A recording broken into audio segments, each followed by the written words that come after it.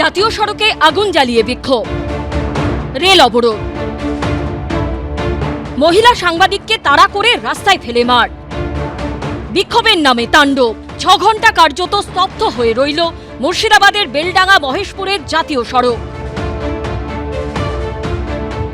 ঘন্টার পর ঘন্টা থেমে রইল ট্রেন, কিন্তু কোথায় পুলিশ? কি করলো তারা? কেন এতক্ষণ রাস্তা অবরোধ রইল? কেন সক্রিয় দেখা গেল না তাদের? কেন এতক্ষণ পরিস্থিতি উত্তপ্ত রইল? নানা মহলে উঠছে প্রশ্ন। পুলিশ মন্ত্রী নিজে বলে গেছেন শুক্রবার সব ছাড় আছে।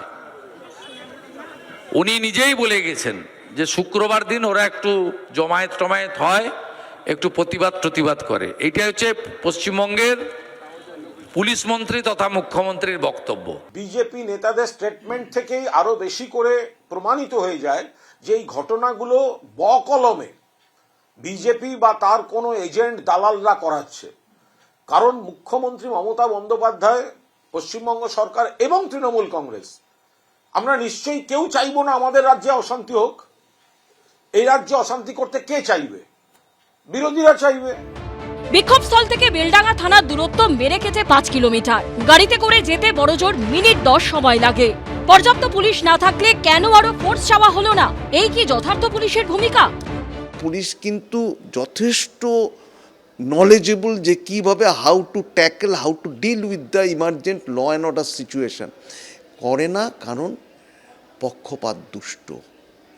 যদি শাসক দলকে তোষামোদ করতে করতে এমন পরিস্থিতিতে এসছে, এমন পর্যায়ে চলে এসছে যে the day will come when situation will go beyond control. বেলডাঙ্গার অশান্তি ঘিরে রাজ্য রাজনীতির পারদ ক্রমেই চড়ছে। এরই মধ্যে মুখ খুলেছেন মুখ্যমন্ত্রী, যা ঘিরে বিতর্ক আরও দানা বেঁধেছে।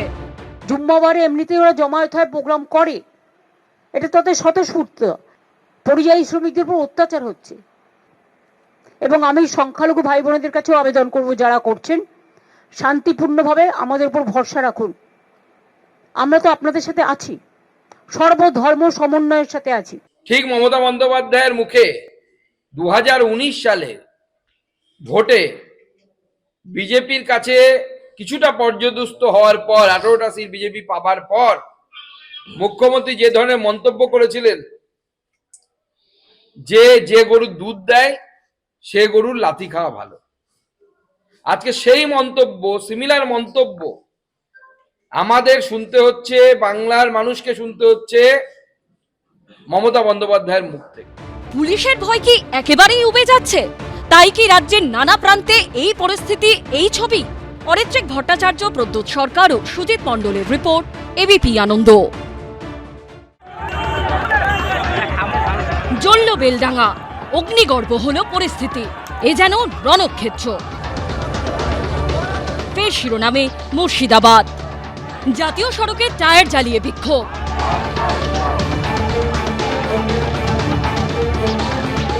ঘন্টার পর ঘন্টা পথ অবরোধ,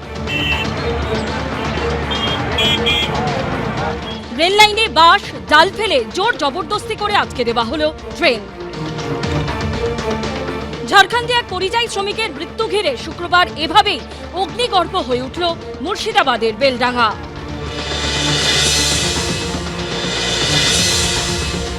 আমরা এইভাবে যেখানে গেছি সেইখানে মার খেয়েছি, বিহার, ঝাড়খণ্ড সব জায়গায় মার খেয়েছি আমরা। আমাদের কি গায়ে রক্ত মাংস নাই?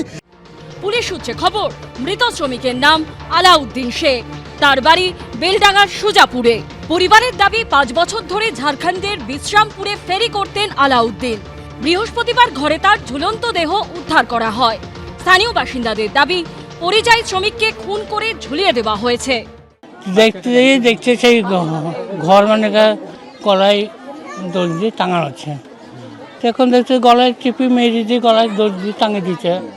মৃত্যুর কারণ ঘিরে ধোঁয়াশার মধ্যেই আলাউদ্দিনের মৃতদেহ গ্রামে ফিরতেই অগ্নিগর্ভ হয়ে ওঠে এলাকা। রেল লাইনে অবরোধের জেরে বেলডাঙ্গা স্টেশনে আটকে যায় লালগোলাগামী মেমু ট্রেন। এই আবহে সোশ্যাল মিডিয়ায় দাঁড়িয়ে থাকা ট্রেনের ভিডিও পোস্ট করেন শুভেন্দু অধিকারী।